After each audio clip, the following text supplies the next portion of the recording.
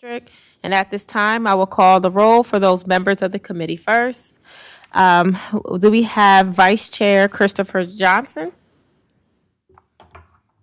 Do we have Council Member Christian Willauer? Council Member Xanthia Oliver is here. Present. And do we have President Trippy Congo?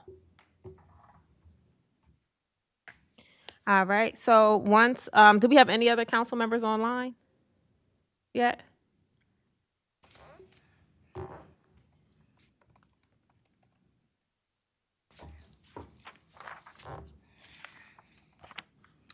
Yeah, I don't think we have any other council members online yet.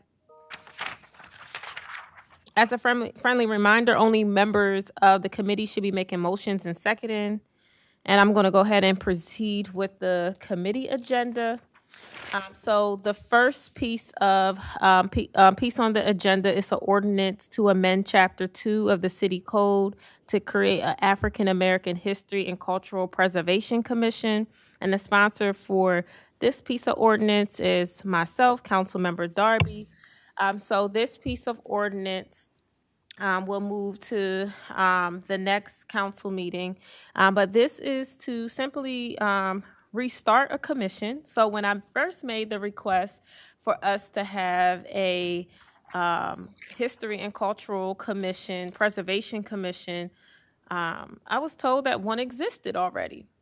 And it was just it just hasn't been active for decades. This would just to be reactivating it. It's in Chapter 2 of our city code. It would have, basically kept the same composition. I didn't change much once I realized we already had a History and Cultural Preservation Commission. It would keep the same 13 members. 7 of them will be appointed by the mayor. We will have 6 appointed by the president of city council, with council members being able to make recommendation. We will have local historians, community elders, artists, cultural workers, residents of historical Black neighborhoods. We will have young adult representatives who will be able to serve on this History and Cultural Preservation Commission. And I thought this would be the perfect time to do this. We just got out of Black History Month, and then we're in our 250-year celebration of America. So as we are talking about history, we're talking about the preservation of history. I think looking at the history of the city of Wilmington is this is the time to do it right now. I think the conversation is happening.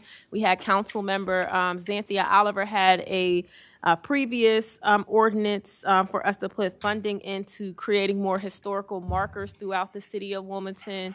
So between us having more historical markers, we having the community being able to come together to talk about our history in a very unified way, I think this will move us into the right direction in our city. Do we have any questions from any of our council members on the committee? Councilmember Oliver?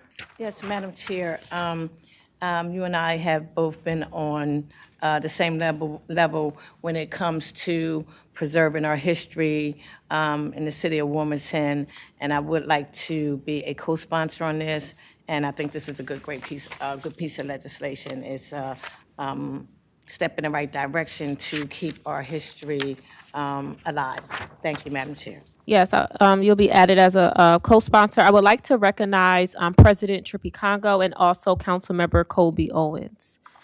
Any other questions from any of our council members about this piece of legislation? We are on the first piece of ordinance with the creation of, well, really not the creation, but we already had a committee or a commission established, and we're just it was a defunct, and we're just making it, reestablishing it. So, any questions, thoughts? Yes, Colby, Councilman Rowans. Thank you, Madam Chair. Can I be added as a co-sponsor, please? Yes. All righty. Do we have any questions or comments from any of the public? Yes. I love history with a passion. And, I'm so sorry. If you can come up to the mic, if you can give us your name, yes, apologies. and if you want to state your district, if not, that's Yes, fine too. apologies. Hello, my name is Sal Austin, the Wi-Fi guy with DGX. I love history with a passion. Although I do not live in Delaware, I'm in New Jersey. However, I would love to volunteer my time. I actually use AI to create Black history videos. I have a movement going on, and I'm monetized on TikTok, YouTube, and Facebook, and I would love to volunteer. Thank you. Yes, thank you for that. All right, I don't see there's any more public comment, and there's no more comments from our city council members. I believe this will be on the next city council meeting. Kendra, maybe? All right. We're going to move to our next agenda item, which is a resolution opposing approval for Delmarva rate increases. The sponsor is Councilmember Willauer. I think we'll hold off on this to see if she's coming tonight. And we'll go to the next agenda item, which is a resolution urging the City of Wilmington's Law Department to adopt policies and practices to recruit and retain a diverse legal workforce. And we have our sponsor here, Councilmember Oliver. Thank you, Madam Chair. Yes, I think it's necessary for us to have, the city of Wilmington is 60% of, I think somewhere about 60% of minorities, and I think the law department should reflect that. And based on the Bar Association, they have a lot going on. And one area they have focused on is improving the recruitment of diversity in the law field.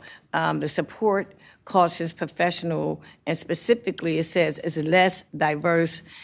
It's less diverse than other careers, stating that it's not a lot of minorities who are passing the bar, and it doesn't really say that. It's just saying that it's a field that has less minorities in it, diverse. I'm sorry.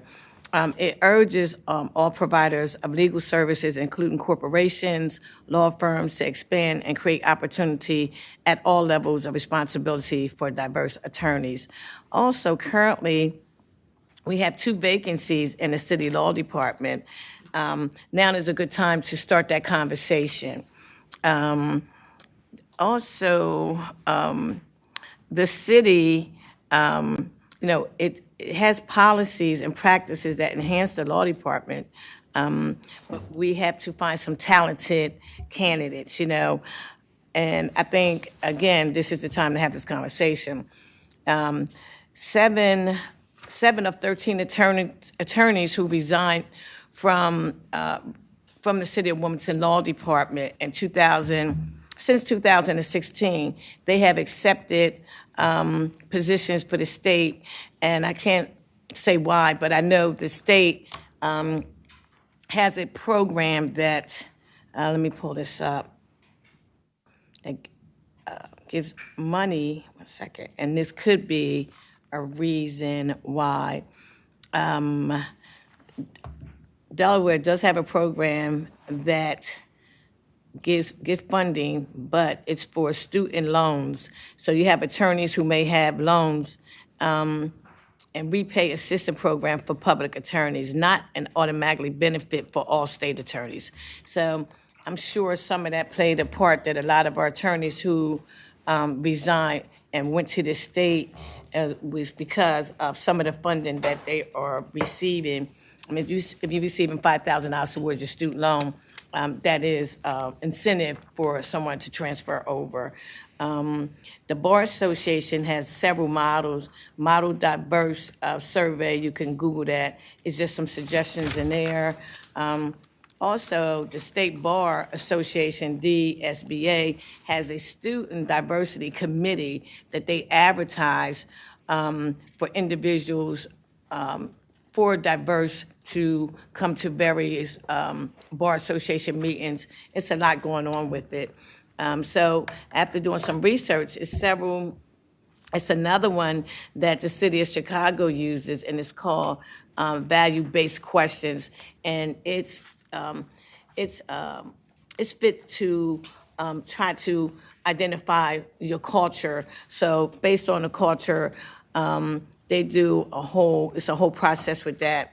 The law department, right here, also in Philadelphia, they have what they call Mansfield Rule, and it's a law department that helps with improving diversity and various companies, with various companies such as PayPal, McDonald's, Pfizer, and they try to be as diverse as possible. And one of the things I really like, I understand that the law field may be hard, but it's not impossible for us to recruit some minorities for our law department. One thing I kept hearing was, when they get out of school, they go to these big firms and they don't want to make a little $100 and something thousand or 150. And I just think that's untrue. I think it just needs to be more recruiting, because you can't tell me everybody's getting out of the law department and making $300,000 to $400,000. And also, I would like to mention what's going on in our country right now with the DEI. So it's not, they don't even have to call you anymore. So I just think it's a stepping stone for people who are getting out of college or law school and may want to come in the law department. And right now we don't have anybody who looks like us in the law department. I just think, it's a conversation to have, in the sense it's two openings, but the administration has really been open about it. But I just wanted to put it out there publicly that this is a time you may know some people who coming out of, school who are interested in law and just don't know where else to go. And I think this is a time, like any other company, to do some advertising. Yes, thank you. I would like to recognize Councilmember Willauer and then Councilmember Kobe Owens. Yes, thanks, Madam Chair. Just a few things to add on to this. I think a resolution like this is definitely needed here in the city. But I want to make sure that we're giving our law department the absolute best opportunity to achieve something like this. So I wonder, has there been any conversations about entering into like a MOU with a Howard Law or another HBC law school in the area to kind of bring a direct pipeline to be presented, or anything such as creating a fellowship with our law department? I don't believe that they have fellows, but I may stand corrected. This could be a prime opportunity for people on a rotating basis to get at least a feel for what being a city solicitor is, and hopefully with that, the bug bites them and they want to stay, because I do know here in Delaware we are in competition with a lot of corporate, the corporate side of law that you can bring home $1 million. So can we create a pipeline or something like that, in which it creates more opportunity for minority attorneys? Madam Chair? Yes. Thank you for that question. This is not just here. This is a issue throughout the country. That's why it's all these other organizations who are have different sites for you to go on. Recruiting minority attorneys is an issue throughout the country, and this is not a new conversation. I talked to the previous mayor, and if you look at the third whereas clause, the former city solicitor Bob Goff, during his tenure, he raised concerns about the law department's recruiting, retention rates during his tenure from 2017 to 2024. And I want to also mention that one of the main reasons why I brought this up is because previous Mayor Mike Pizicki, they went to Dover and made a charter change that after 3 years, based on low recruitment, the law department after 3 years, attorneys are tenured in, and council didn't even know about it. The president didn't know about it. I mean, it's water under the bridge now. But even with that being said, so now after 3 years, these attorneys are tenured in, and I think it just need to be some more diverse, attorneys. It need to be some more diversity in that department, because currently it's not. And once again, the city is 60% currently right now around 6% minority, and we're not reflecting that in the law department. And just to get a little deeper, which this is, if I put a piece of, not knocking the law department, has nothing to do with them.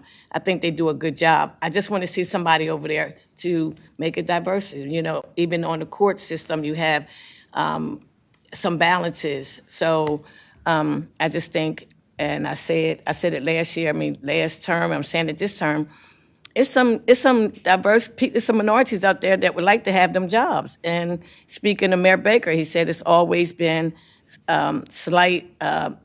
a low number of minorities over there. And I just think we need to pay attention to that because we're all elected officials. And I just like to see some people who look like me over there after 3 years have a permanent job. And we, and that's what this is about. And Mr.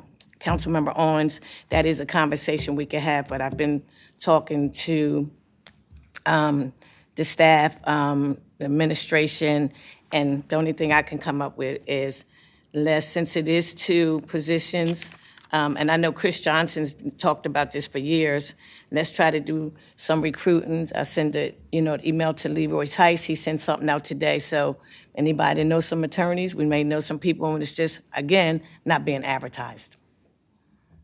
Yes, thank you. Any follow-up, Councilmember Owens? Any other questions from any other council members or comments? Any questions or comments from the public, online or in person? You are putting your hand back up, Councilmember Oliver? Just like to know if anybody want to be added as a co-sponsor. Yes, I would like to definitely be added as a co-sponsor. I definitely believe in, for me, I'm not a big fan of the word minority, but to add more Black folks, Black and brown folks to be hired, Black and brown folks who are qualified to be hired to match the population of the city of Wilmington. So I'm definitely on board with that. Thank you, Madam Chair. Thank you, Madam Chair. Go ahead. Could you guys say something, Christian? Oh, Councilmember Willauer. I'd like to be added as a co-sponsor. Madam Chair, I appreciate being excused. I have a meeting downstairs. Yes, thank you. Hold on. Hold up. Try to leave all early now. Okay, I'm sorry. Can I just be added as a co-sponsor? Thank you. Yes. Thank you. I'm sorry. Down Bethel Church. I'm sorry. Yes. I'm sorry they have a meeting down there. All righty, thank you. Thank you for allowing me. I am really quick going back to our first ordinance for the African American History and Cultural Preservation Commission. That will be on the April 2nd City Council meeting where we will vote on that. We are now going to go to the resolution opposing approval for Delmarva rate increases, and that sponsor is Councilmember Christian Willauer. Oh, thank you very much, Madam Chair. So this resolution is because Delmarva Power has proposed an electric base rate increase of 4.13%, which is I'm going to just read from the resolution to make it clear, which is a $6.42 increase in monthly bills on the average customer's bill. And, according to the docket that this proposal went to the Public Services Commission, the proposed increase, the base rate changes, would result in roughly $67.8 million in revenue, in additional revenue for Delmarva Power, including a 10.5% return on equity for investors. So this is not the first time that Delmarva has been asking for a rate increase. I know that a lot of people are facing Delmarva bills that are just out of control, and this is why we've put this resolution together. So in the last 5 years, the company has sought more than $160 million in additional revenue through rate increases passed on to customers. So the reason why this is an important time is because the state legislature recently changed the decision-making authority of the Public Services Commission from business judgment, which used to restrict decision-making to instances of fraud or abuse. Now they have a prudence standard, so they have more options to reject these rate increases. So what this resolution does is it respectfully urges the Delaware Public Service Commission to reject Delmarva Power's proposed electric base rate increase application and ensure that all future applications be thoroughly evaluated according to the prudence standard. That's all. Yes, thank you. Any questions from council members or comments? I know I would love to be added as a council, as a co-sponsor. I am definitely opposing any more increases for Delmarva rates. Councilmember Owens? Yeah. One, thank you, Councilwoman Will Holler, for bringing this forward. I think time and time again over these past years, year and some few months, we've heard from a lot of constituents about the rising price of their Delmarva bills and how it's creating a burden on the everyday person, especially as we continue to move forward. And I think that it's important for us to take a stand. I know County Council has taken a stand, and we have to unite as a state to say we ain't got no more money to give up. So I would like to be added as a co-sponsor to this, and I hope that this passes. All right, thank you. Are there any questions or comments from anyone in the public, online or in person? Yes, if you can come up, state your name, and if you want, your district. My name is Jeffrey Richardson, Maxine District 1. Thank you for this opportunity. Wasn't going to say anything, but there's a stakeholders committee, energy stakeholders committee at the state level with Senator Hansen. There's been a lot of discussions, and what they do is really with a combination of people from industry, communities, educators, environmentalists, et cetera, talk about energy policy and the implications of changes in multiple states. So we are dealing with one big issue, which is the data centers, which is impacting largely the discussions about energy and energy policy, because in meeting their needs, it's putting pressure on needs for residents, basic consumers.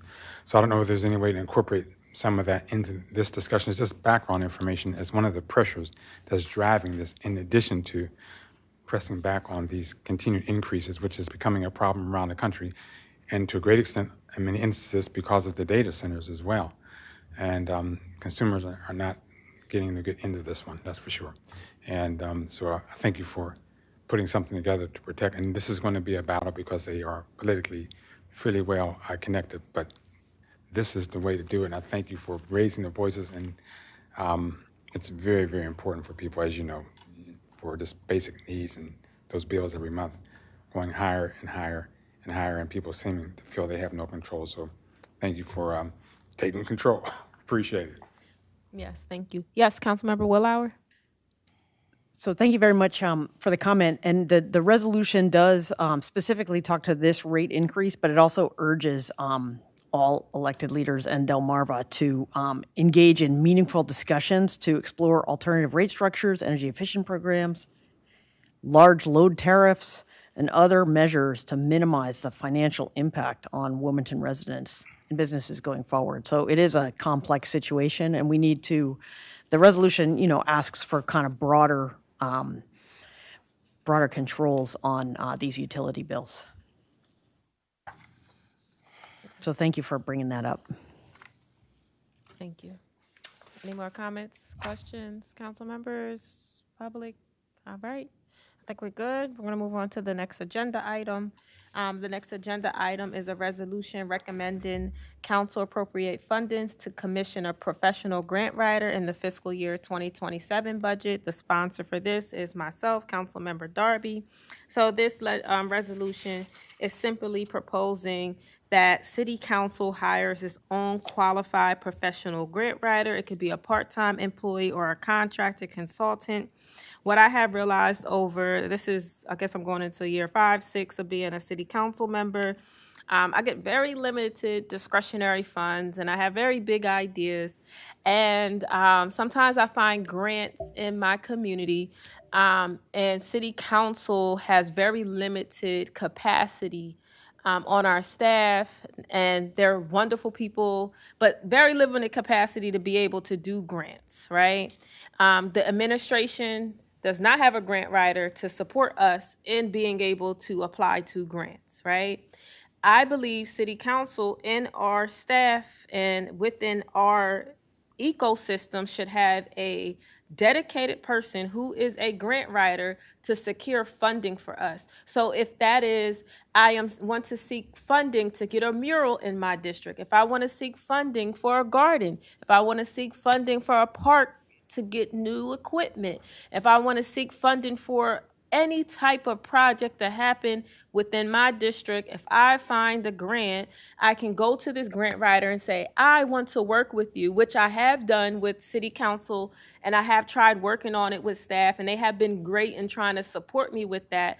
But as I have written grants, and I am not a grant writer, but I have written grants and I have worked with other grant writers, and I know that that is a full-time job in itself. Right? It is a job that requires a lot of research. It requires a lot of time, a lot of follow through, a lot of relationship building, and using interns and using some of our staff who are dedicated to other things to try to write grants is just not the efficient way to go about really doing that type of grant writing work.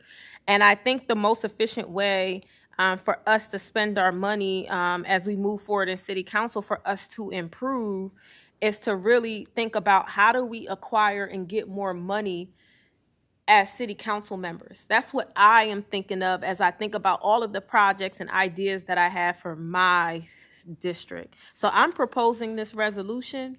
So I don't know if any city council members have any questions or comments. Councilmember Willauer? Thank you, Madam Chair. So, Councilmember Darby, I think that you bring up a really important issue, which is that accessing some of these funds for programs is something that, demands grant writing, and that more and more of the federal programs federal funds are distributed in the form of grants, and even state funding is distributed in the form of grants. And the departments do have some capacity to do that, but their capacity to get it done is limited. And so being able to put some energy and focus on identifying the opportunities and supporting the departments in the city of Wilmington in accessing funding from federal, state, and other sources, I think is a great idea. So I'd like to be added as a co-sponsor. And I think that, we looking for how to access funding from some of these sources outside of just our tax base is really important. So I thank you for bringing this up, and I'd like to be added as a co-sponsor. Yes, thank you. Are there any other council members that have questions or comments? Anyone from the public? Yes, thank you. Hello, my name is Sal Austin, the Wi-Fi guy with DGX once again. And one of the reasons I'm down here to bring AI to Wilmington is AI will allow you to grant write. You guys could receive some assistance with all of your grant writing abilities from AI. And my presentation will go into that, definitely. Thank you very much. Of course. Thank you. All righty. So everything on the agenda will be on April 2nd.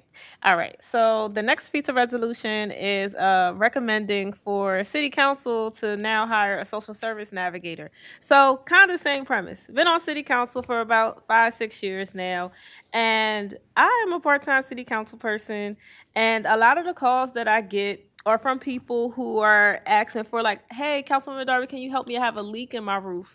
And I'm able to provide them with a list of resources sometimes of where you can go to get your roof fixed.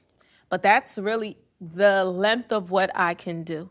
And what I really think should happen for us to have real What I want to do is have real impact and care for the people I connect with.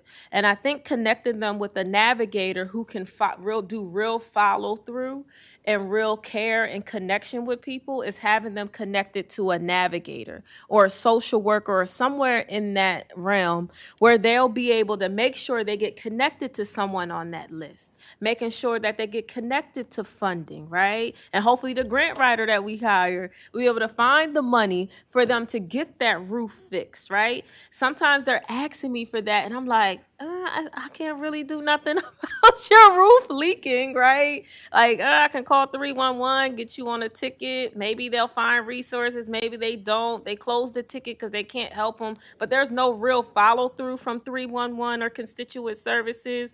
I think what people really need right now is someone to really follow through with real navigation, real services to connect constituents with real support and resources that fit their needs and not just giving them a list. And then I am one person to a whole district.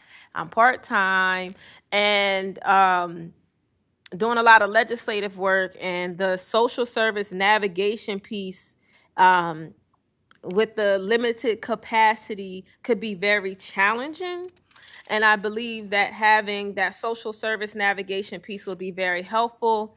Just today, I sent a message to my staff, like, how am I supposed to help this senior with her leak in her roof? What services do we have? How can I help her? But after today, I'm going to get probably 2 more tomorrow.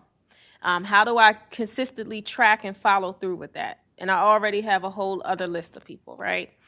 So I'm asking for city council to be in support of being able to hire someone, a social service navigator, under the direction of city council to provide that community support level. It is not constituent services. Constituent services does not provide this level of quality and service and care to the community. I'm not saying they aren't great in what they do, but they do not do navigation. They do not do social service work. So I don't know if any council members have any questions or comments. Councilmember Willauer. Thank you, Madam Chair. So I guess my question is that we do have there is a constituent services department in the mayor's office. And have you talked with them about their role in doing some of these things? I talked with some city council members that said they used to do this kind of thing out of constituent services. Do we know, like, if they still are, or maybe why not? Yes, I know that it has been questioned. I have asked about it. They currently do not do this level of care. I have, once I was told, tell them call 311. I started having people call 311 and report back to me. There's no real social service. There's no navigation. They don't do that type of work with them. It's like a call center. It's not a social service navigation support center. Can I follow up, Madam? Yes. I mean, there are people who are city employees who do constituent services. So I just wonder if there's some of this going on within the staff of those city employees. Yeah, I'm not sure if that is happening, but when I did inquire about it, constituent services wasn't doing this level of navigation that I was looking for to happen internally within city council. And then under constituent services, it falls under the administration, and constituent services doesn't have much reporting or communication with us. Yes. And I was just wondering, would it be possible to, find out more about some of those things that the reporting and the follow through and see, just because it just might be a way to kind of see what the existing resources are, and how they could be connected to the, just to follow through on can we build on any capacity that we already have at the city? Yes, I know we have, that conversation has been asked about constituent services.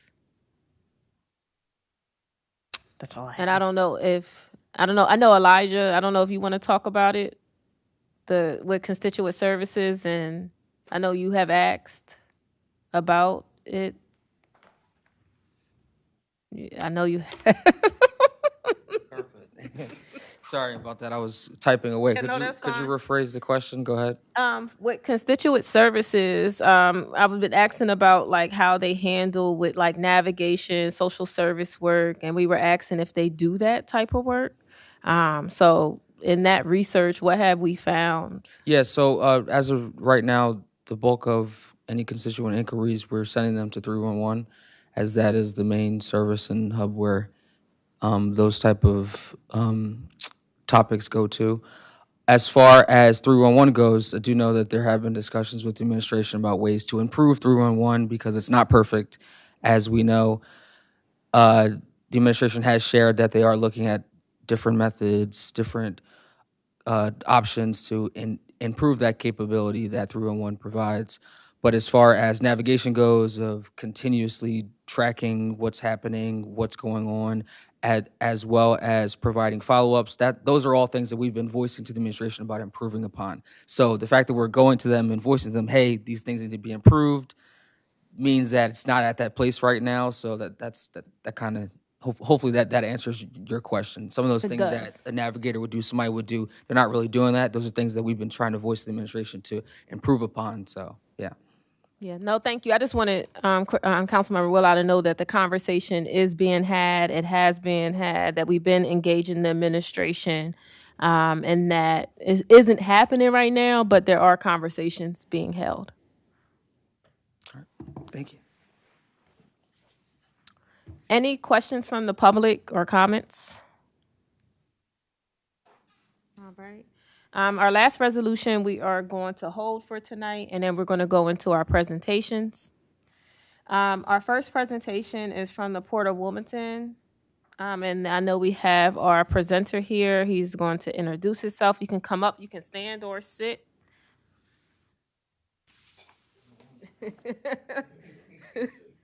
You said I'm going to sit. Let me see. Enstructure.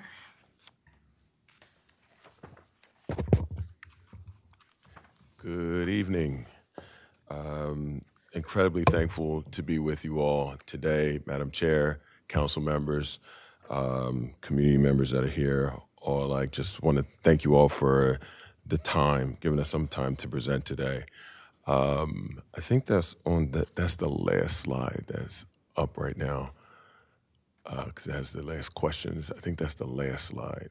Can we go to the first slide, WITN? Sorry. Maybe I did it wrong. There we go. Thank you. Thank you. Again, thank you, Madam Chair, committee members, community. My name is Eugene Young. I serve as the Chief External Affairs Officer for Enstructure. I'm based here at the Port of Wilmington. I am thankful to be with two of my amazing colleagues. One, virtually rather, one is Diego Lopez, who serves as the Vice President of Corporate Development, and Lori Stovall, who's our Corporate Communications Specialist, who are both online virtually with us today. So I'm just going to Diego and I will give a brief presentation about Enstructure, here to answer any questions that you may have. We've already, I know we have to connect back with Elijah, but we also wanted to schedule some time for members of council to come on and take a tour of Port Wilmington. Happy to do that, see the work that's going on. A lot of the amazing people that make up this city who go there every day to work and put food on the table for their families. So with that said, we'll go to the next slide. So we'll go through just a little introduction about Enstructure. We'll touch on Port Wilmington, a little bit about operations update, and we'll go into the Delaware Container Terminal, and Diego will be able to give us a update on that project, as he not only serves as the Vice President of Corporate Development Vice President of Corporate Development, but he is the project manager. He's the hands-on guy for our project out in Edgemoor. So if you can go to the next slide. So Enstructure, we are a privately owned marine terminal and logistics infrastructure company. It's important to know that we are an American-owned company. We have two co-CEOs, Matt Sadnick and Philippe DeMontany. One's based in New York City, the other is in Wellesley, Massachusetts. Very also much important to know that we are not private equity owned. We are a privately owned company founded around 10 years ago. And I'll go into more statistics on our growth since then. But we own or operate a network of auto, container, dry bulk, liquid bulk, and break bulk terminals and logistic assets on the East Coast, Gulf Coast, and also the Inland River system up the Mississippi. We are the largest bulk and break bulk marine terminal operator on the East and Gulf Coast. As I discussed earlier, we were co-founded by Philippe DeMontany and Matt Sadnick. We handle a variety of commodities, which we'll go into in energy, agriculture, food, manufacturing, construction sectors, also military as well. Our mission is to provide best-in-class service for our customers as an active manager or owner of North American terminals, logistics, and infrastructure sector. Next slide, please. So this gives a snapshot of our terminals around the country. We currently have 22 terminals. We have over a workforce of over 3,000 amazing employees, 7 million square foot of industrial warehousing, 36,000 cubic meters of cold storage, 128 berths. As you can see, we're pretty much on the East Coast and up that Inland River. So just a little bit of example of some of the work that we do in New London, Connecticut. We actually have the Revolution Wind, and we're partnered with Ørsted for Revolution Wind. So we actually have a lot of the offshore wind turbines outside of Rhode Island and Connecticut actually come out of our port in New London. We had New Haven. We actually supply all the salt for the state of Connecticut, or the majority of the salt for the state of Connecticut. Going further south, just as a couple quick examples, in Port Canaveral, Florida, we do 70,000 metric tons of lumber. We pretty much fuel the housing boom that is coming in. A lot of the lumber comes to our port in Canaveral. Another example is Houston. We do over 3 million tons of steel, and that comes in from Vietnam and South Korea. Here in Wilmington, saving the best for last, many of you know that we do produce is our thing, essentially.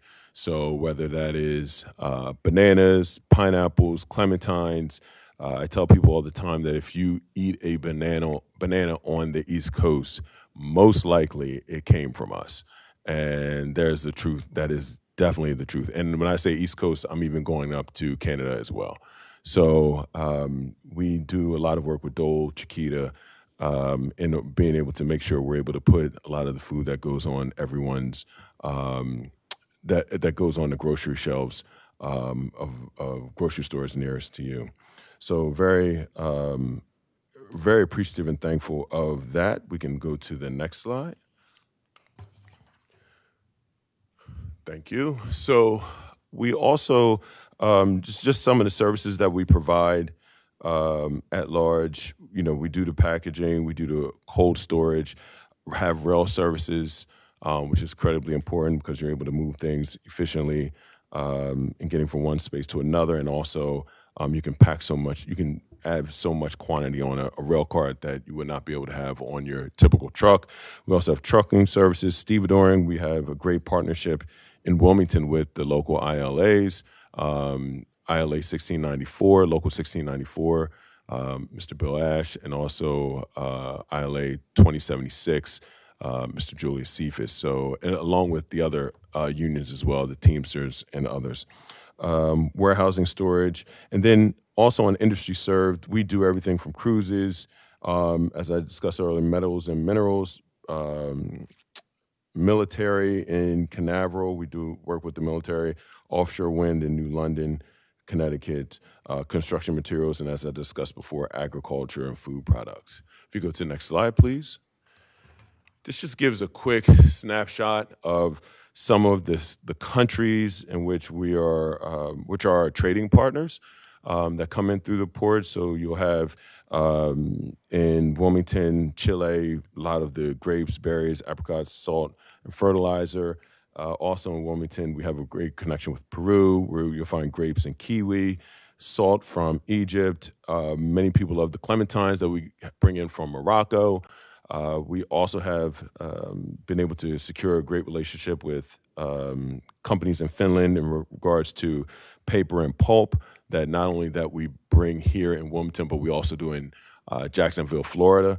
What I appreciate from this company is the fact that in my time being here, we're able to leverage our network. So in many cases, a lot of the customers that we have in other cities, in other terminals, we're able to leverage those relationships so that we're able to bring business to Wilmington. And so even when we see that relationship with Finland in regards to companies there when it comes to paper and pulp, that was leveraged based upon a relationship that we had with the company in Jacksonville, which then brought this business to Wilmington, added business to Wilmington. So we're always working, trying to bring more business, bring more customers, bring more opportunity to the table, which then brings more workers and brings more of opportunities for people to be paid, put food on the table for themselves and their families. We can go to the next slide. So just a little bit about the port itself and our involvement with the port. Obviously, the port is owned, and I like the way I like to categorize the relationship. The Diamond State Port Corporation owns the land. They're pretty much the landlord in a sense, as we serve as the tenant. So we work with DSPC quite much hand in hand. As we move forward, we have a concession agreement that was signed when Enstructure came in 2023, August of 2023. We have what makes this port so unique, Port Wilmington so unique, is that the direct access to I-495, I-95, New Jersey Turnpike, and in particular in this area, so that a truck is able to get on the highway without passing, able to get on 495 without passing any homes, essentially. It's more industrial area, but we're able to, but even with that, even with the local communities around, we're able to still build relationships and meet some of those needs. But it's very unique because of the fact that we don't have to cross over homes in order to get on the highway. And that's unique for Port Wilmington and also the new port at the Delaware Container Terminal. You leave, even more as Diego will touch on the Delaware Container Terminal, because as soon as you leave what would be the potential port, within 30 yards, you are on the highway. So it's a great opportunity. So it keeps the industrial area kind of secured in a space that is not as much interacting with local community. As I said before, we're a leading importer of products such as fresh fruit, juice, concentrate, automobiles. We actually send a lot of automobiles to West Africa. You may see some of that here and there if you're in the area. Heading to the port, different vehicles heading over. The area is around 550 acres, 10 berths, which include an auto ro-ro, which means roll on, roll off, with a depth of 38 feet. And it's just a great group of people that work there, great things going on there. We'll slide over to the next slide, please. And so this here discusses a little bit about our Clean Ports Grant and also our PIDP grant, Port Infrastructure Development Program grant. So first, we were able to receive a PIDP grant, which was for the new port to be built, was for $50 million, which helps with site clearing, preparation, and paving. This grant is actually run out of the on the federal level from the Secretary of Transportation. So It focuses on preparation and paving, electricity and utility infrastructure, energy efficient terminal lighting, secure fencing and systems, a lot of site clearing as well, and different pieces of equipment that are going to be needed for the project. So we're really excited and appreciative of that, and thankful for our federal partners in helping us to ascertain those dollars. And then also, which I think is a huge win, not just for us but also community, is the Clean Ports Grant. The Clean Ports Grant was roughly $69 million to the new port, the Delaware Container Terminal, and approximately $58 million to the current port, Port Wilmington. What this funding does is it for the current for the incoming port, the new Delaware Container Terminal, it allows for everything, the equipment that is there. For many years, equipment was run off of diesel fuel, things of that nature, even the trucks.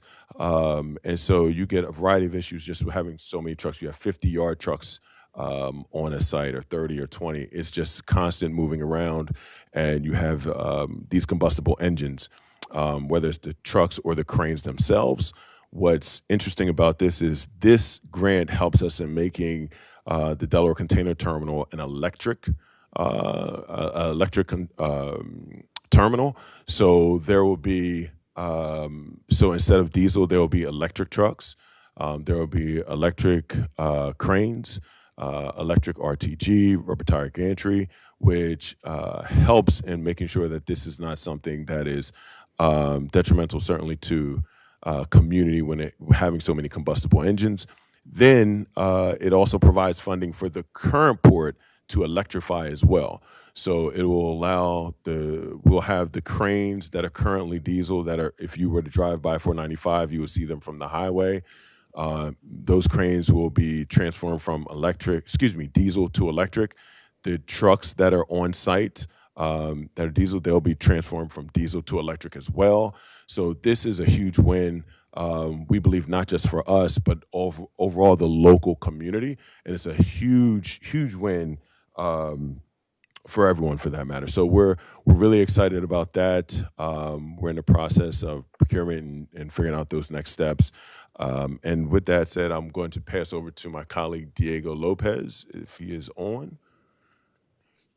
I'm here. Can you all hear me? Yes, we can. Go ahead, sir.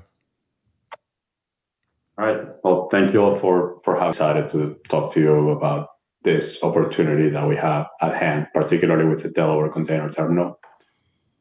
Would you mind passing to going to the next slide?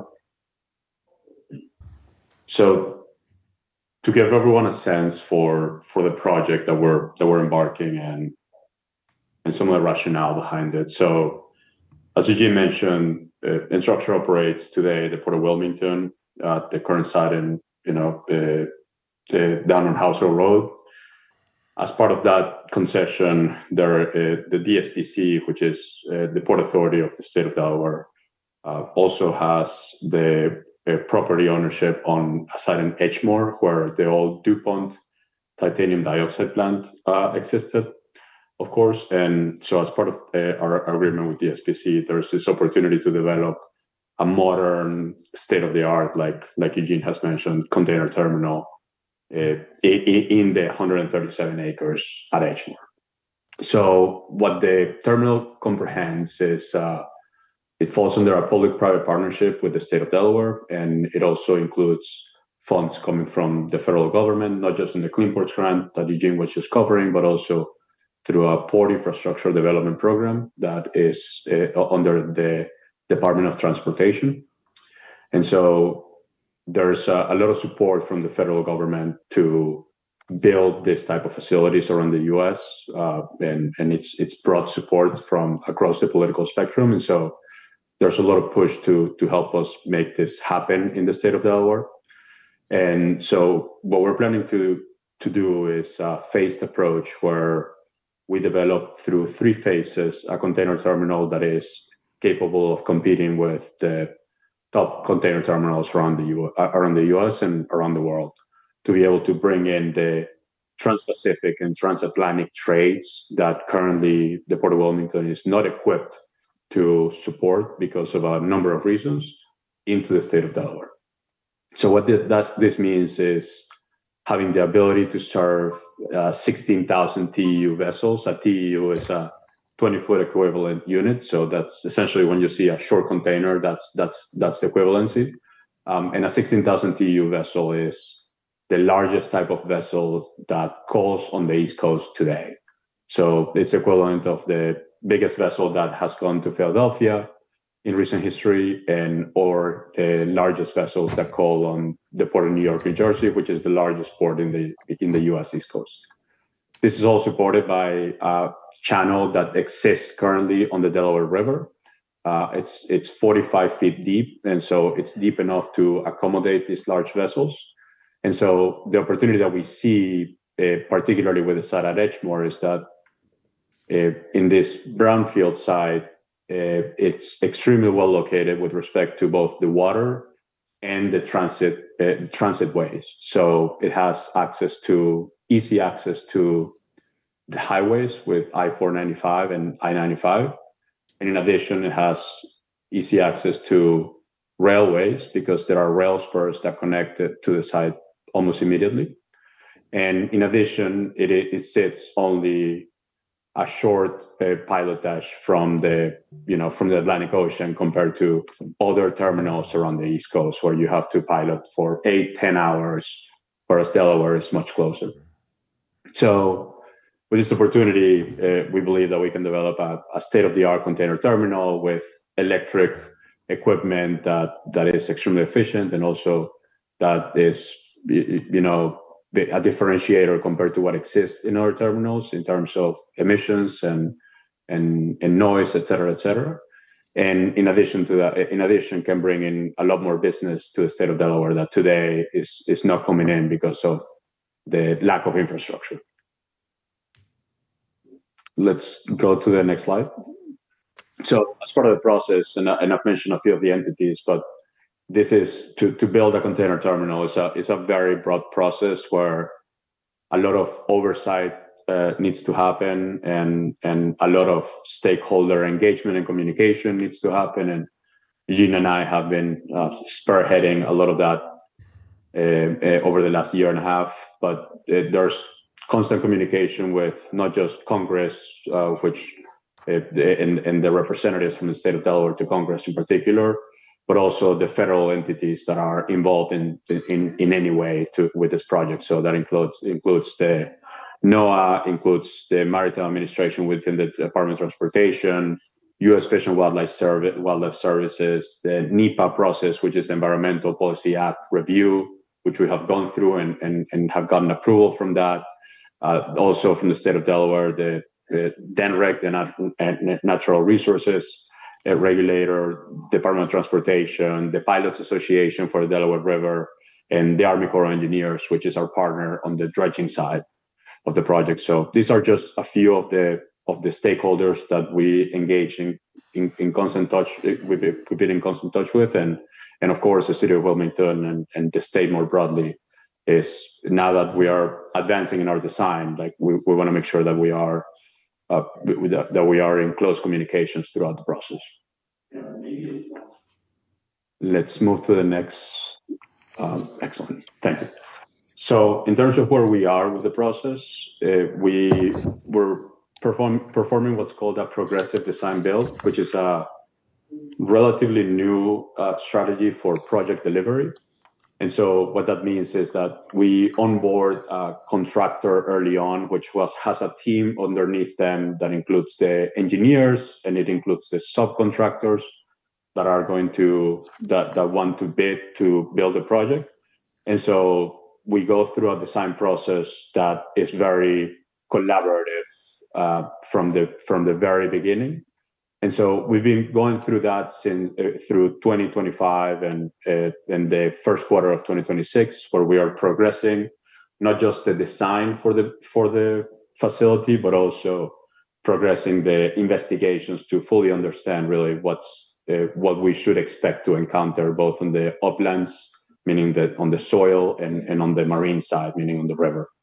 So we've finalized, we've gotten to a 60% design, which is the point where design is very well advanced. And so we've performed all necessary investigations on the uplands and on the marine side. So now we believe that we have a very good understanding of the site. And so we were receiving a proposal from the contractor now to go ahead and actually build the project. So that's our next step in terms of the project to really carry out that negotiation with the contractor and ensure that all items are lined up to go boots on the ground and start building. And then in addition to that, there's an ongoing permit issuance consideration where we are pursuing an Army Corps of Engineers permit to dredge. They call it the dredging prison, which is really the dredging area that is right next to the channel, and that allows us to turn the vessels around and have them dock in the berth that we're planning to build. So that's also ongoing. And so our objective is really to start construction mid-year this year and carry that out over the next 2.5 years. And all of that with the goal of having a completed terminal to start receiving vessels by the end of 2028. Next slide, please. So moving from DCT, one item that we wanted to emphasize is a leadership update. We've been on the search for a president for our Mid-Atlantic business, which involves the Wilmington terminal and also a facility in Fairless Hills in Pennsylvania. And our co-CEOs, Matt and Philippe, are very excited, and we're all very excited to welcome Erin, who's going to be our president for the region starting next month. She brings a lot of experience from her current posting in Scandinavia, actually. She's American, but has lived in Scandinavia for a long time, and a lot of experience and connections to the logistics world and the shipping world in particular, and around the world. And we believe that her expertise and her experience will be a huge help for us as we continue to develop the Delaware business. Next slide, please. And one final item, which we believe was important to emphasize. So as of 2024, we joined Green Marine, which is a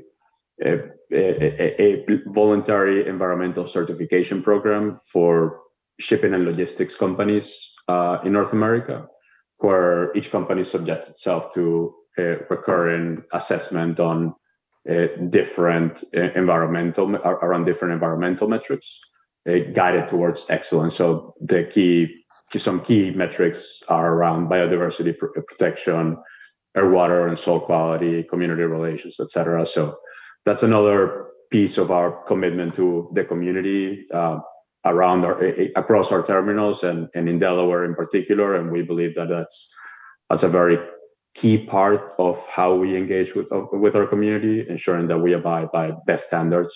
So as we move forward, we will continue to do so. And we're very happy to have opportunities like this one where we can talk to the community about what it is that we're doing at the board, because we know that it's not always easy to figure out what happens at the board. So we welcome any questions and any items that we want to discuss. Thank you. Thank you. Yes. Yes. No, thank you guys for that presentation. I was able to come down and speak to Eugene to ask a lot of questions about the port. I look forward to, I know we're in the process of scheduling some time for City Council to come and do some tours to see some of this in person. I want to open it up to my council colleagues to see if you guys have any questions or comments.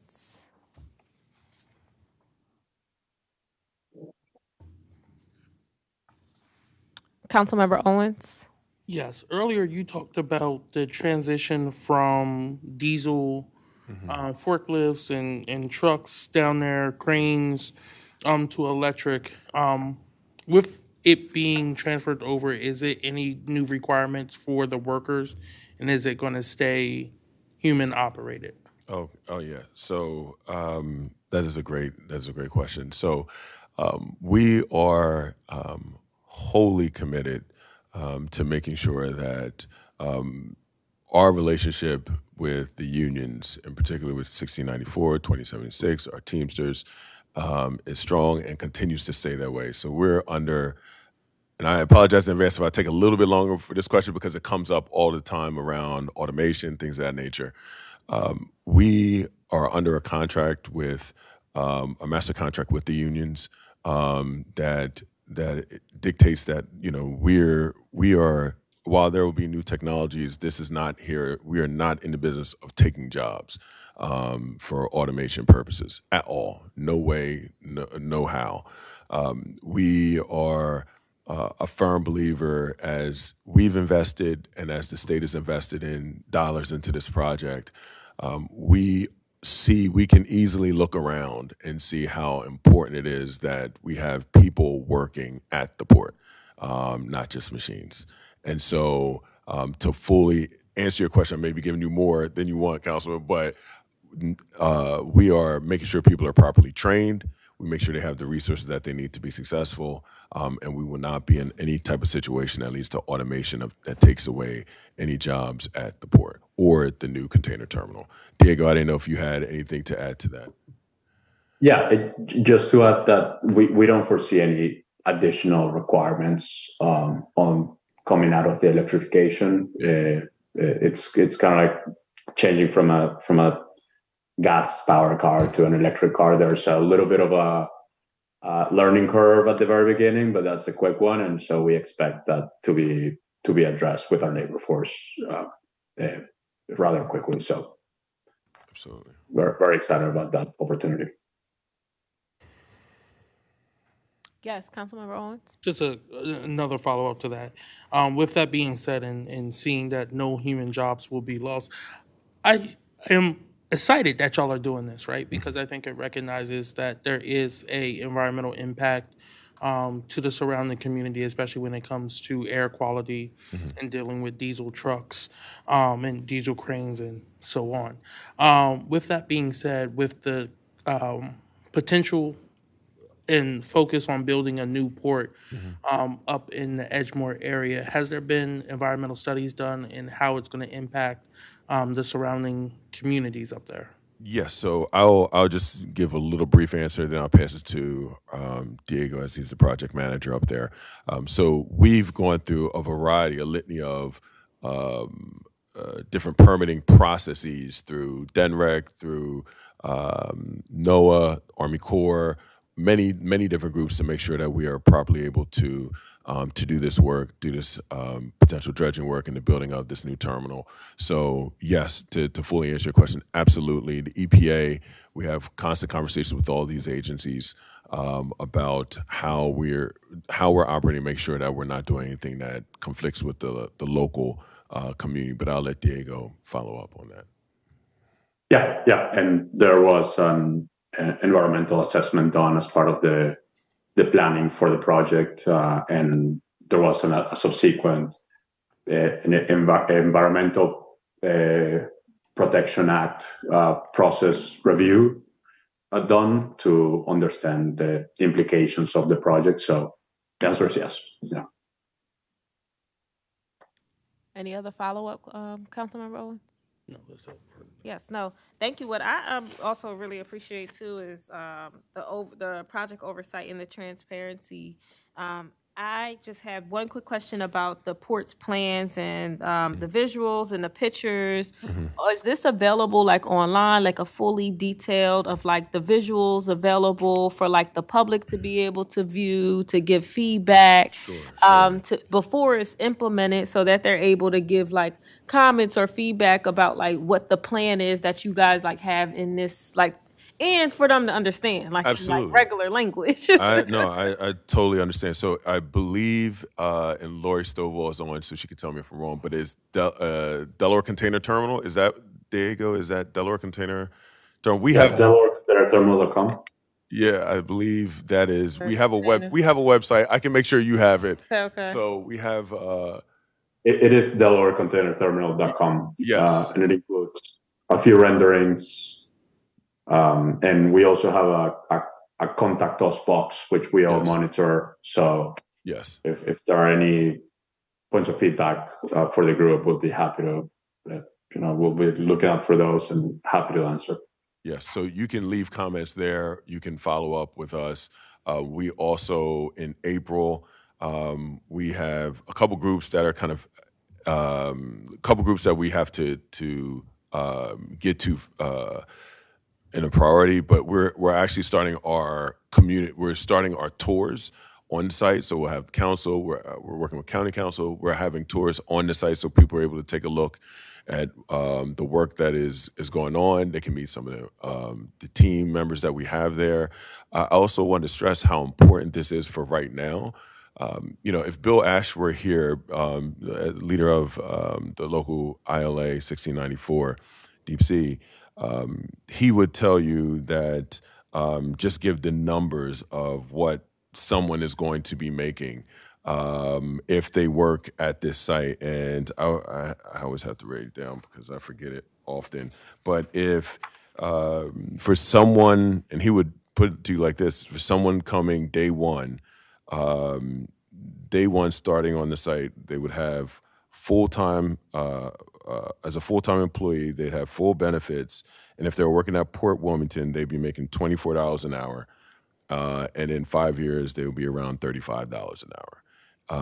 And if someone were to be working at Delaware Container Terminal, he would say you would be making, in his union shop, you'd be making approximately $30 an hour day one with full benefits.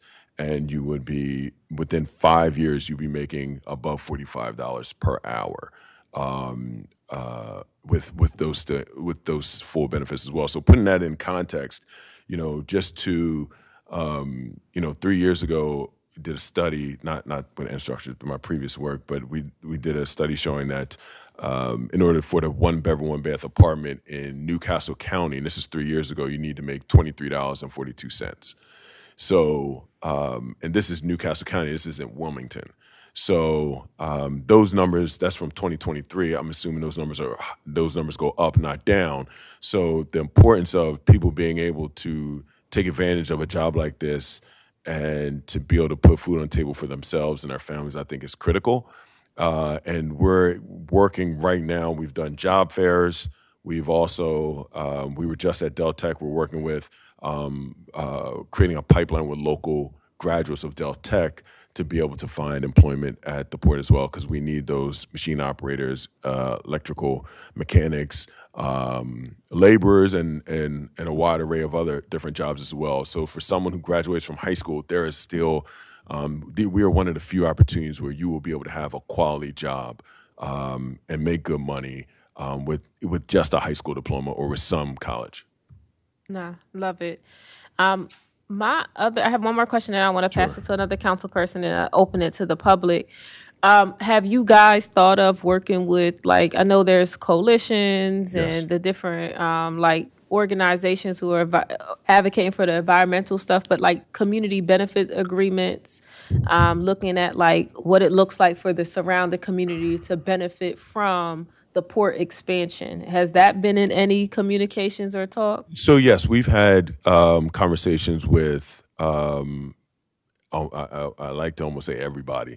It feels like we've had conversations with local nonprofit organizations, local community groups, civic associations. We've met with the Delaware Community Benefits Agreement Coalition, Jeffrey, who's here as well. We've had great meetings with him. We have another one coming up. We meet quarterly. So we are working with a lot of the community stakeholders to find solutions and ways to partner, whether it's around job hiring, whether it's around training, whether even doing training at certain locations, all these things coming together, and then also letting people know and make sure they're properly informed about what's going on, how we can work together.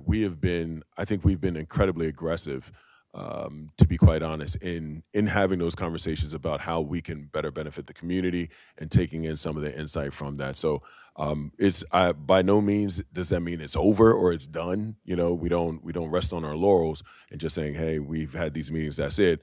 This is going to be a long-standing relationship.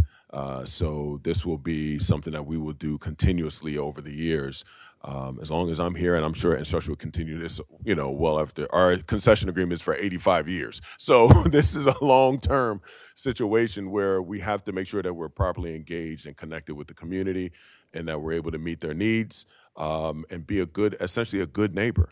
That's what this is all about when it comes to us. So by no means do we have it all the questions answered, but we are working diligently to connect with community so we can come up with proper solutions together. Okay, thank you. Any more? Yes, Councilmember Willow?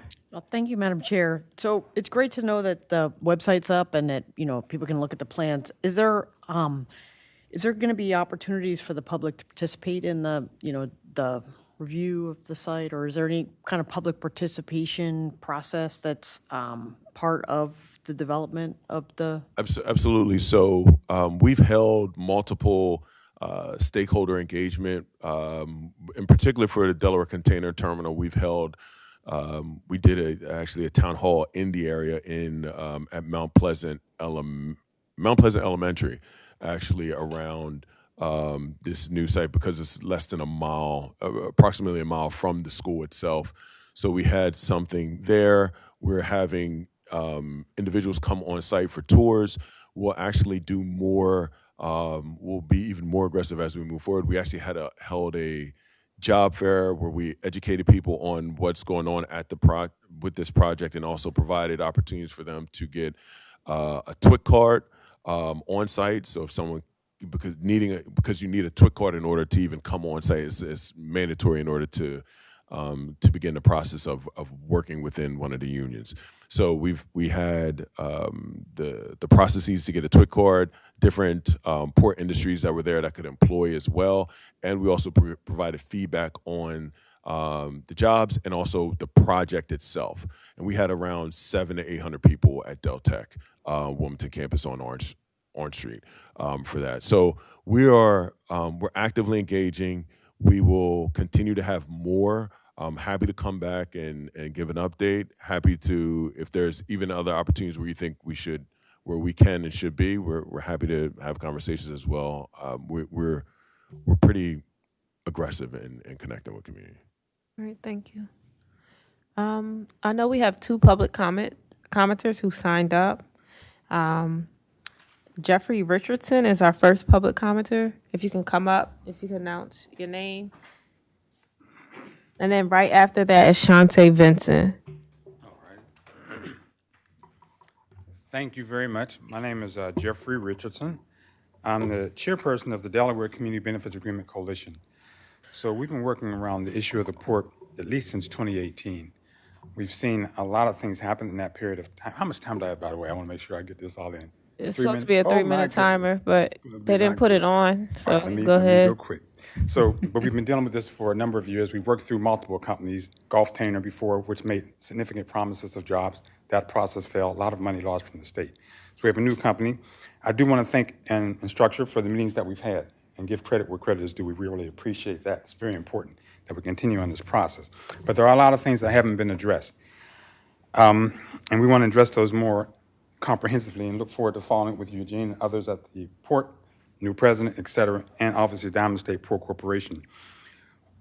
Environmental issues. We are, first of all, concerned about jobs. We're not against jobs. I'm a union member.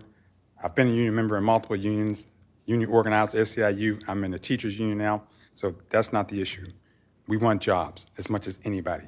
But we do not want to see the continuation of this process, which we develop sacrifice zones where people who don't have jobs are then, the jobs are leveraged to say, don't ask questions about the environment and your health, otherwise you won't have a job. That is not just unfair. We believe that we can have jobs and have a healthy, clean environment. This has been done in other parts of the country. We can do it here. So we need to have a comprehensive study with numbers shown, presented to the public about the impact of the increase in diesel emissions, which is a risk factor for cancer. So we're looking at, in third phase of this plan, if I remember reading it correctly, we're talking about 2,400 trucks. That's a huge increase. And we already have communities that are suffering really negative health consequences now. Looking at something called EJ screen from the EPA, you'll see significant issues there. We know that for Black women in particular in communities in this state, we have some of the highest rates of breast cancer in the country. And emissions are a risk factor that increases that problem. We need to have testing of residents. We need to have specific numbers. How much are emissions going to increase by the expansion? We don't even have numbers like that for the current port. Needed for the current port and also for the expansion. How many pounds of emissions? What is going to be the impact? What are the tests that are going to be done on the public to protect their health? Emphysema, cancer, et cetera. Children missing school. That needs to be done. Truck traffic is and has been a problem. And when we increase exponentially, which is what the plan calls for, it's going to increase that problem exponentially. We need to have very clear, detailed plans on how that's going to be addressed. The emissions, the concession plan, that needs to be opened up and shown to the public. The process of planning the expansion of the port needs to include the public. I appreciate you having the presentations, really good. I want to give you credit when credit is due. But the people need to be in and a part of the process. It's one thing for me to say, I'm going to do this, here's what we're going to do, that's the report. That's different than having people from the community there looking at the plan, being able to ask questions as it's being put together, so that we're walking together to do the plan as opposed to, this is the plan we've done, what do you think about it, and then we move forward. That's very different. That's not engagement. That's reporting to people. That is something that has to stop. And I'm not saying it's malicious, but it must stop because it's not true participation. So those issues are key, and the CBA is really important. Having a legally binding process that addresses mitigation, the health issues, and also other benefits for the communities, which we can go to in more detail later, and look forward to meeting with you on that. And hopefully the organization is committed to continue to move forward with this. So I will stop there. There's a lot that needs to happen. There's some permitting issues that are still not resolved. In fact, there's some hearings coming up. I am an appellant, and I won't go too much further because there's legal stuff involved here, but there's issues that have not been resolved, and those need to be discussed thoroughly. And so there's a lot more that needs to be done. So I'll stop there. Thank you very much for the opportunity. Yes, thank you. Appreciate it. Do we have Shantae Vincent? Is she online? Okay. What's that? I don't see her, but okay. She may not still be online though. She's not online anymore. She could ask her to raise her hand if she's still on. All right. So I don't think Shantae Vincent is online anymore. Do we have any more questions or comments, closing comments from city council members? Any more comments from the public? One more? You have one? Okay. Yes, not in that regards, though. I'm actually from Jersey, and I apologize. I thought my presentation would be 5 to 5:30, and my train is at 7 p.m. I apologize. Okay. The Amtrak. Oh. Okay. All right. Presentation, real quick. All right. All right. All right. So that is done. So you are next. Okay, yeah, we're gonna have him go, and then he can get on his train, and then you next, Erin. All right. Sal Austin, DGX, please. Presentation.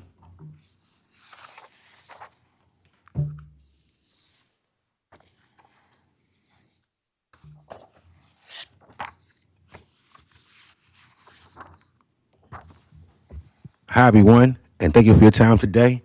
It is my honor to be here. As mentioned, my name is Sal Austin, the Wi-Fi guy with DGX. And this is my AI mascot, Byte. And him and I are on a mission to connect 1 million Americans to begin using AI. I am not here to pitch a product. I'm here because Wilmington has a window of opportunity right now. When you see us, it's not just us. is also our partners. You see NVIDIA, you see Google, you see Lenovo, you see HPE, you see T-Mobile, and you see Microsoft. And together, we are here to bring AI to Wilmington. Next, please. AI is not optional. The U.S. ranks number 24th in the world in AI usage, which is insane to me. We lag behind UAE, Nigeria, and China, once again, which is insane to me. We need to change this. We built AI, but the people are not using it because they don't have access. I say provide the people with access. Seniors are increasingly being asked to partake in what's known as telehealth services. But how could you partake without a device or being online? So once again, I say provide access. Next, please. What AI means for your city. Here we go. Faster workflows, grant writing assistance, and automation. And most importantly, preparing the people for the era of AI. You mentioned, Council President, about grant writing. With AI, we are able to create what's known as an AI agent and train that on your needs for the city. And then we can have that agent respond to grant requests constantly. And we're able to do that immediately. So once again, I say put AI in the hands of the people the same way China is. Next, please. Has anyone ever heard of vibe coding? Okay. Vibe coding is you simply giving AI a prompt and AI building you an app, a video game, or music, a song, if you will. Our children, our youth love to play video games. But guess what? I would love for them to create their own video games, sell it, and become monetized online. And using AI, they're able to do just that. Using AI to become monetized is the new workforce development. Next, please. In China, young people are using open source AI to automate entire industries. Has anyone heard of open source AI? Okay. We're familiar with closed source AI in terms of Gemini, ChatGPT, and Claude, but there's something known as open source AI, which is an open model that allows you to personalize that model or train that model to your preference. What does that mean? That means a young person could find a pain point inside the industry, train that model to solve that pain point, automate that industry, become a titan in that industry, and then the next billion-dollar AI company could come from Wilmington, Delaware. That's my goal for being here right now. Next, please. AI without access equals exclusion. Access has to come first. I say put AI in the hands of the people. There are grants available, and I would love to work with the city of Delaware, or excuse me, Wilmington, Delaware, to go after those grants for a small pilot program to put AI in the hands of the people. Next, please. Wilmington has a chance to lead. My experience is AI is a white elephant in the room. Leaders are aware they have to do something with AI, but aren't aware what to do. I have a solution that allows us to begin immediately with a small pilot program, show results, show metrics, and then scale quickly. If this is done right now, Wilmington could become the shining light of the Northeast in terms of providing AI access to its residents. Next, please. In closing, I say we start a small pilot program as discussed, provide metrics, and prove that it works. Then we're able to scale quickly, and then we could discuss, because there's grant money available, of building an AI lab in the heart of Wilmington, Delaware, the same way they just did in Princeton, New Jersey. Thank you very much. Any questions?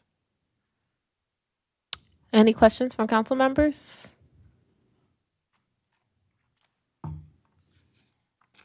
Any questions from the public?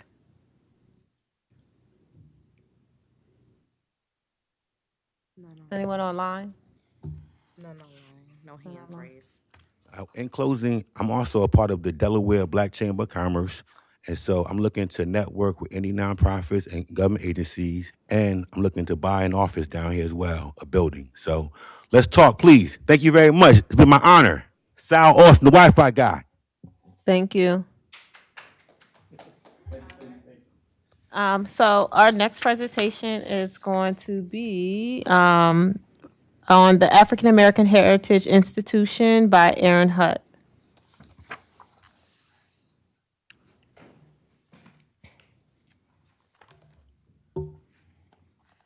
Good evening. Good evening.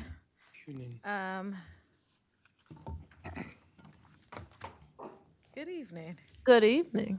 Thank y'all so much for allowing AAHI to come present today for the African American Heritage Institute. I think there is a slide for this WITN for.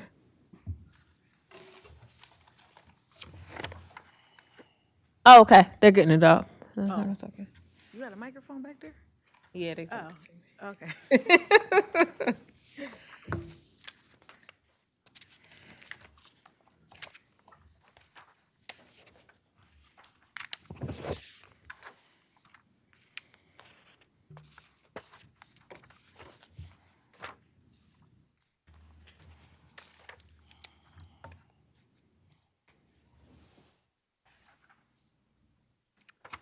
Great, thank you so much. Again, thank you for your time today. Today, I will be presenting the 2026-2028 Strategic Plan for the African American Heritage Institute. You can go to the next slide, please. Today, we are going to cover 4 key topics. So we'll go over the initiative and where we are right now as far as the campus plans for the Clifford Brown Walk. Then we'll go into some of the programs that we're operating, and then finally, we'll summarize with the impact and the sustainability of the project. Next slide, please. So what you see here is our beautiful building, and this is the goal to be on the African American Heritage Institute. It will be on 1043. This is a picture of 1043 Clifford Brown Walk, which was formerly the LI Kidd building. We are actively fundraising about $7.5 million to complete this building. The building that is next door, we'll go over that in a little. That also, $7.5 million for the renovation of 1043, and then $500,000 to support the first 3 years of programming and operations.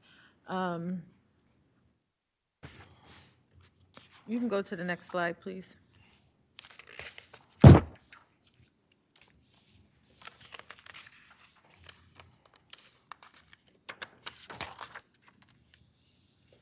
So our vision is to create a place where history, community, voice, and action all come together.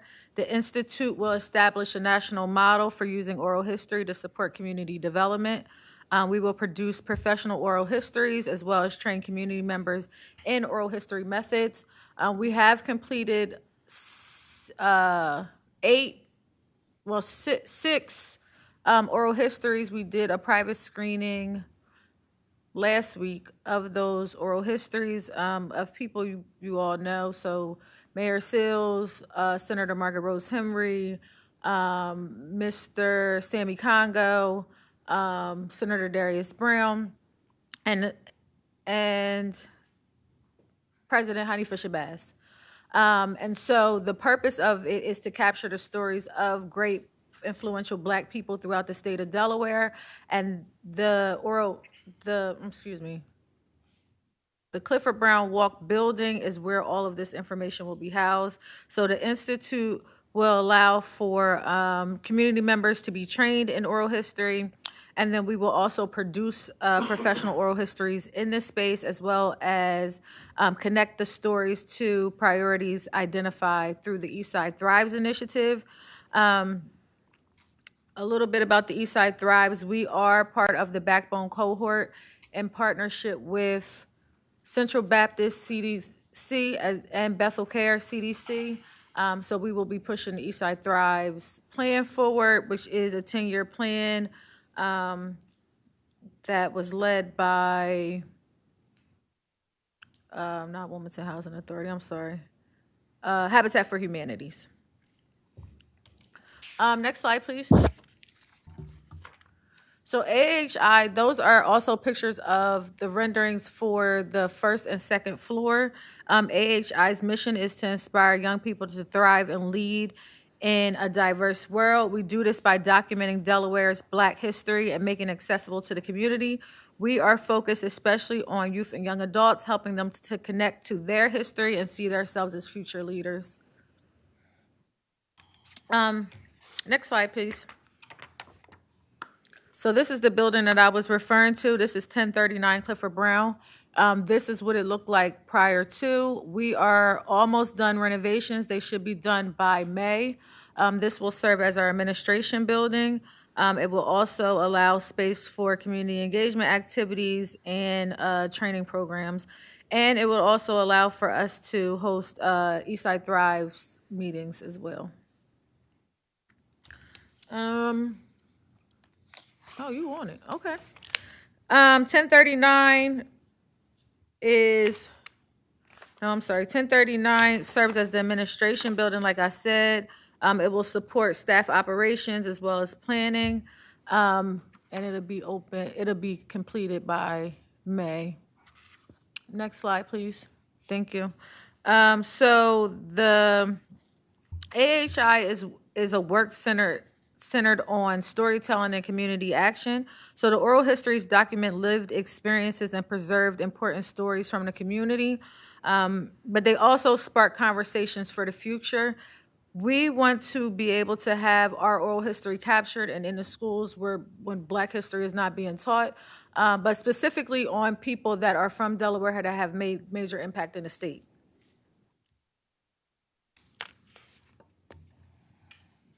The oral history program, so this will be a revenue generating program. Ideally, we will partner with University of Delaware, Delaware State. We've already had conversations with them. University of Delaware's Humanities Department and Delaware State, University of Delaware's History Department, and in Delaware State University's History Department. And the goal is also to be able to work with the Department of Education. The oral history certification program will allow for participants to learn how to conduct professional interviews, record oral histories, as well as preserving the story. It would also allow for oral histories to support education and community development.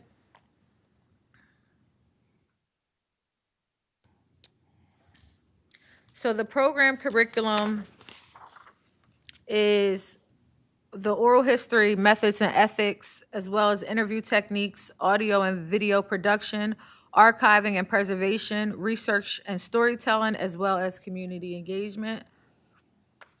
Our goal is to have 50 students enrolled and 50 oral histories completed.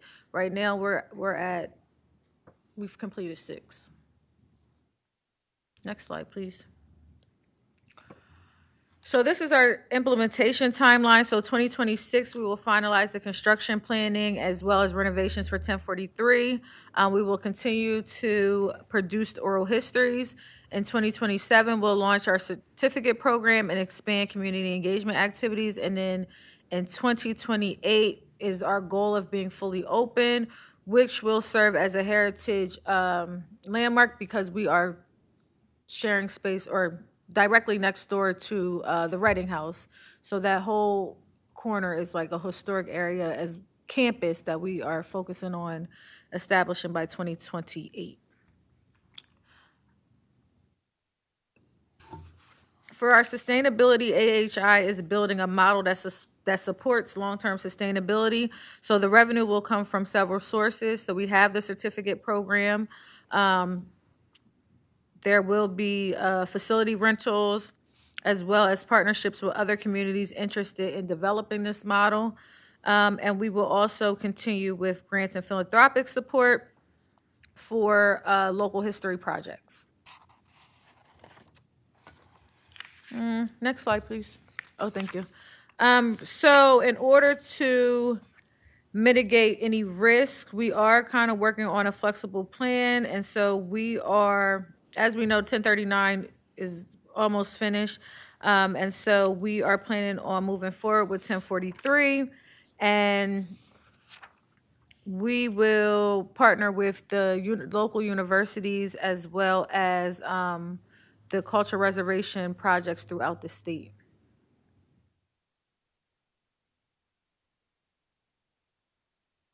And so in closing, we are actively fundraising for $8 million to complete the building as well as continue our oral history projects of capturing oral histories of influential Black people throughout the state of Delaware. And that is it. Yes, thank you, Erin, for that presentation. Definitely in support in any way that City Council can support and advocate for the establishment of this institution, and being able to preserve our history, and hopefully the establishment of the commission can help move that conversation forward. I know we have the historical markers. We got to put money into that. That will support some of the work that you guys are doing and anything else that we have going on City Council. I'm definitely in support, so just continue to just reach out and let me know how I can support. But I don't know if any of the other City Council members, Council Member Owens. Yes. Just real quick, have you received any financial support from council members in the past? And with time frame? Within the last 2 years now? Council? We have, How long ago? 2 years ago. You want more? Oh, okay. And what is there an ask to the city of Wilmington? $8 million. The full amount. Okay. And also $50K for programmatic cost, because I had made a budget request for the $50K to the administration for just for the programmatic cost too, for this year, and then $8 million for capital as a state bond request. Yes. That was what I asked the administration. Has a individual bond request been put into the state as well too, or just through the city? Not for the one I was doing December. For the capital, I believe it just opened, and for March. I think it opens in March, due next month. For bond, so we're, yes. Yes, so we're Grant applying. aid, I think, was the December one. Yes. Yeah. Mm-hmm. But bond is March, right? Okay. That's the one we're applying for. And I guess my last question, have you had positive conversations with foundations? I won't name any because I don't know which ones y'all have talked to, but like the people with the bigger bucks that invest in other historical projects like this? We've had conversations. Right now, we were actively looking for contractors to finish the construction, so we needed to lock down some numbers. But now that we have everything that we need, we're ready to move forward. And so we are in conversation. We have had conversations with Welfare Foundation, Longwood Foundation, the big three. We've had conversations. So their grants open up in March, so we're at a good place to apply for those as well. That's all I have, Madam Chair. Councilmember Willauer. I just want to thank you for coming in and talking to council about this important project. I, personally just love history, and I've always been, I don't know, it's strange how Wilmington has such rich history, particularly rich Black history, that doesn't get, brought to the public that much. So I'm really excited that this institution is doing all this work to kind of highlight those personal stories, because that's, I think, one way that people connect to history. So I really love oral histories too. So I just think it's a really exciting project. It's a great building. The building has, languished for too long, and I really appreciate that you're, committed to it, and the team for doing all this work. I'm sure it's a labor of love. So thank you for the work you're doing, and please let council know how we can support. I appreciate that, Councilperson Willauer. I will say that once we figure out this, the Culture Preservation Commission for the landmarks or the markers, one of the things that we're planning on doing is putting historical markers, but upgrading it so that young people, it's more interactive. So having QR codes where they can scan the QR code and actually hear a person tell the story of where they are. So that's why we're hoping to be able to get some funds from the marker budget, I guess. I don't know what you would call it. But that's one of the goals, is to be able to put those markers in places with a QR code so that it's more interactive for younger people. And for those that can't read, and for those that, English is second language, sometimes it's difficult. So we want to be more inclusive of being able to spread the history of Delaware.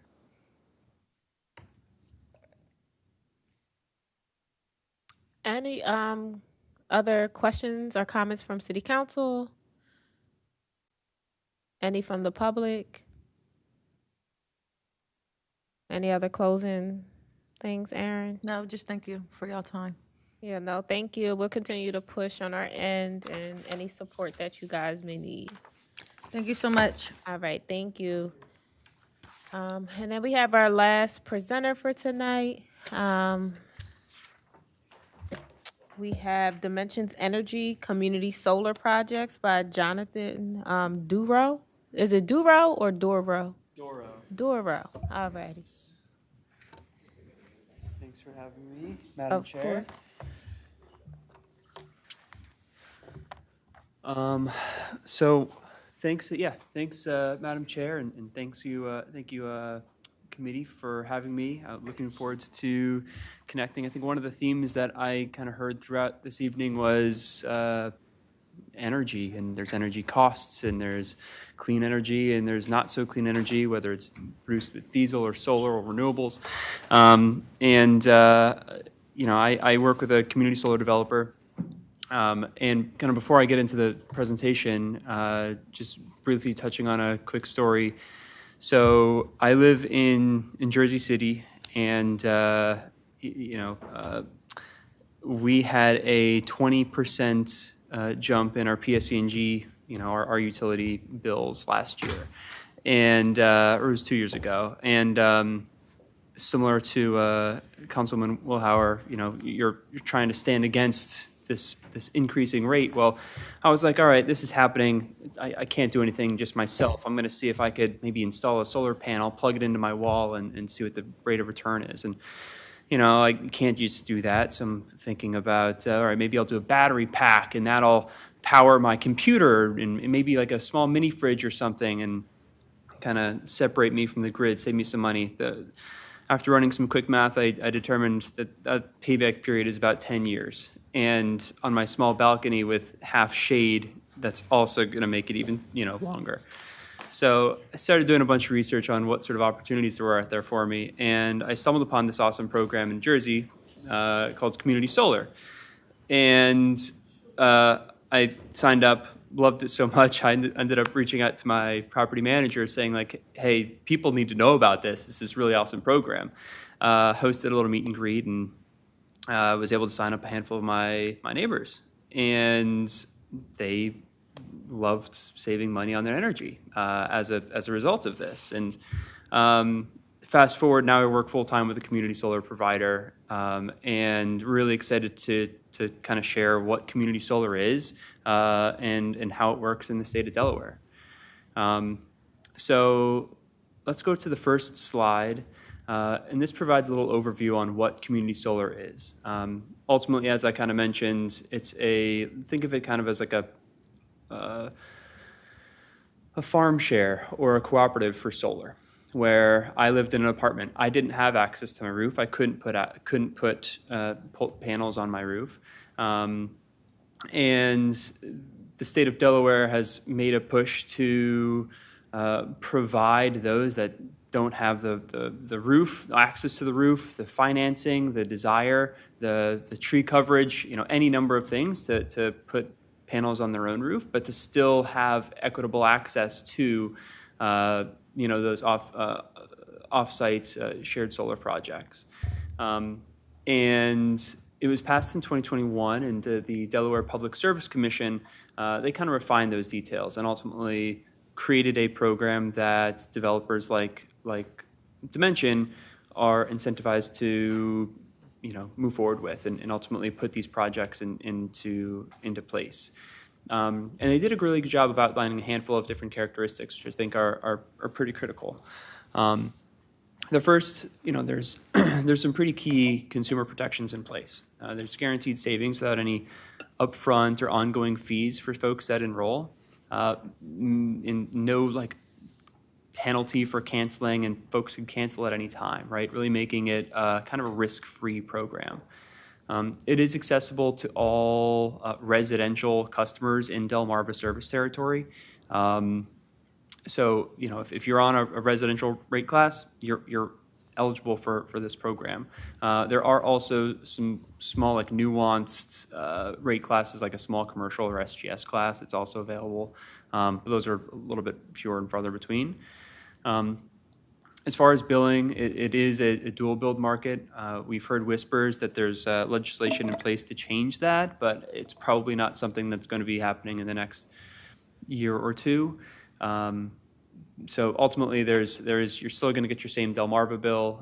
You're also going to receive a bill that kind of outlines the savings up until it's kind of consolidated. As far as the service area territory, this is eligible. Anywhere in Delmarva is able to sign up to these benefits. And then the program mandates that 15% of subscribers qualify as low income. We are committed to serving 50% low income customers through these projects. And to the right is an example of one of our community solar projects. You'll see, it's a farm that's, a couple acres that's filled with solar panels. And you might think of these as different shares that individuals might have. So I might have one panel, Councilman Darby might have another set of panels, and it's all kind of based off of your energy usage on an annual basis. And that's kind of how we size it. So if I live in a studio apartment, I might have one panel. If you live in a 2-bedroom house, three-bedroom house, you might have 3, 4, 5 panels, that sort of thing. All right. It's not necessarily on panels. It's based off production, which is going to change on a monthly basis based off of whether it's super sunny or whether it's been snowing a lot. But that's kind of how it works. And looking at the next slide, we walk through a little bit more on how it actually works. So again, it's kind of like a cooperative where we've got this community centralized farm. It connects to the local grid. And as the provider, the community solar provider, we sell the solar credits that are produced to the local utility, in this case, Delmarva. We're receiving 80 to 90% of those credits, and we're able to pass along 10 to 20% of the value of those credits to the subscribers. They're going to receive the same reliable energy from the same reliable provider, Delmarva, but in a way they're kind of supporting new renewable energy on the grid. We can't necessarily account for every electron going to a subscriber's home, but we know that by subscribing, you're supporting green energy in a meaningful way. And then subscribers will receive their discounts on their utility bills, saving them money each month. So looking at the next slide, quick overview on who we are. I wanted to start off by giving you an overview on what community solar is as a program. And, ultimately, Dimension Energy, we are a developer, owner, and long-term operator of these projects. The programs are awarded for 20 years, right? So we really make an effort to ensure that we're connecting with the local community, connecting with local landowners, and really making this a positive experience for everybody involved. We also want to make sure that we're building long-term partnerships with community-based organizations that really localize the benefits of these projects to the communities in which they stand. So that really kind of spins, looking at the next slide, wanted to break out into where are these projects and what do they offer. So these two projects are located in Selbyville, which is right on the border of Maryland, and they are actively under construction. They are expected to start delivering credits the summer of 2026. And they're about 11 megawatts DC and will be serving around 2,500 homes. So, you know, it's a really awesome opportunity. It's a cool project, but if you think about the number of homes that they're serving, it's not these aren't tremendously large projects. But it is really awesome that we're able to offer a 10% discount for any residential household that enrolls. But you know, I think the real value comes with the qualifying low-income households, which are able to have a 20% discount. And these projects are going to adhere to all of the Delaware, you know, guidelines that we kind of spoke through earlier, right? So a couple of those key agreement terms: there's no upfront costs, there's no long-term contracts, no installation, no credit check, and there's guaranteed savings on the credits that are provided. And here's just kind of an overview. So with that 20% discount, based on the average estimated annual savings of somebody, you know, a family that lives in Delmarva service territory, we estimate that they'll be saving around $360 per year, right? And for some people that might not be meaningful savings. For others, that might mean, you know, that might mean a meal a month that they can now have, or maybe that's the difference between them being able to pay their utility bill or not. And that really compounds over the course of 20 years, right? Oftentimes this is in a similar sort of conversation as LIHEAP or SNAP benefits, in that it is an opportunity for folks to save and kind of get a little bit of a cost savings.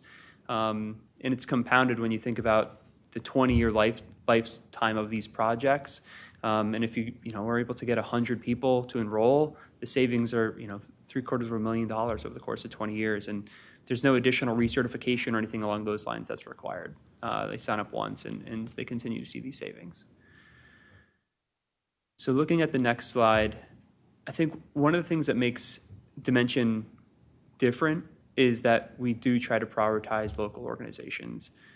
I think when you, at least prior to me being in this industry, when I thought of solar, I thought of people kind of doing these pushy sales tactics and trying to like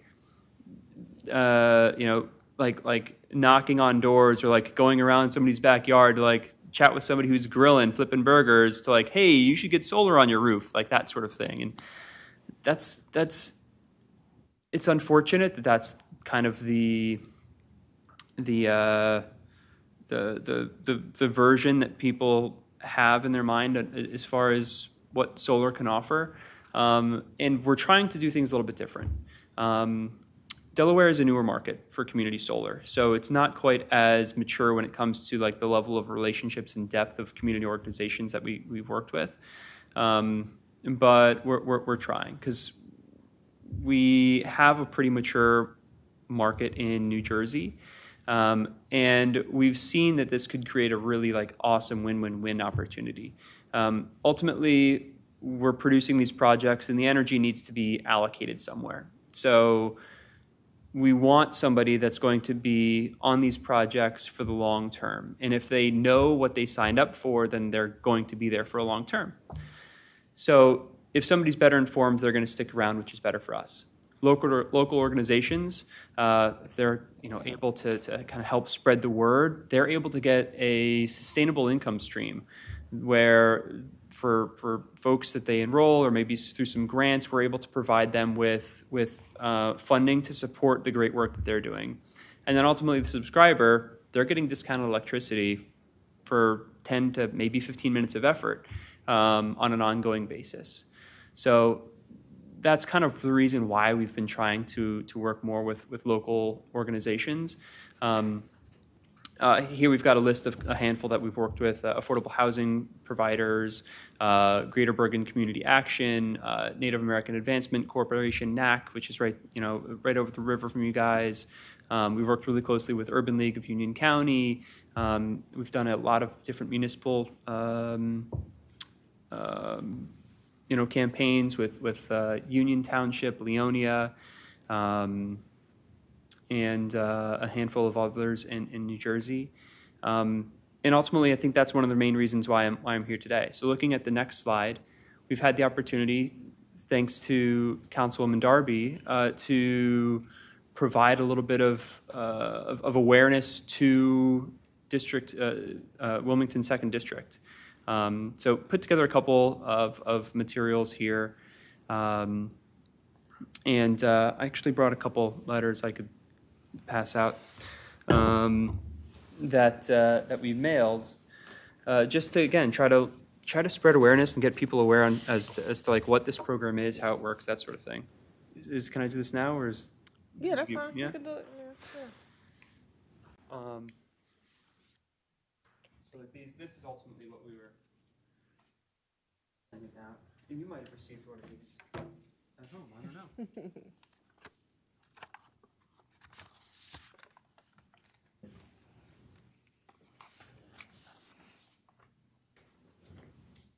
know. So thinking about the next slide, one of the things that we were able to do, based off of Councilman Darby's introduction, we were connected with a local nonprofit, FAME. They provide K through 12 STEM education and resources for predominantly underserved girls of color. And they we're providing them with a $100 unrestricted donation for anybody that enrolls. And if we could get 100 people to learn about this program and enroll, that's $10,000 that they're able to use to support the work that they're doing. So thinking about the next slide.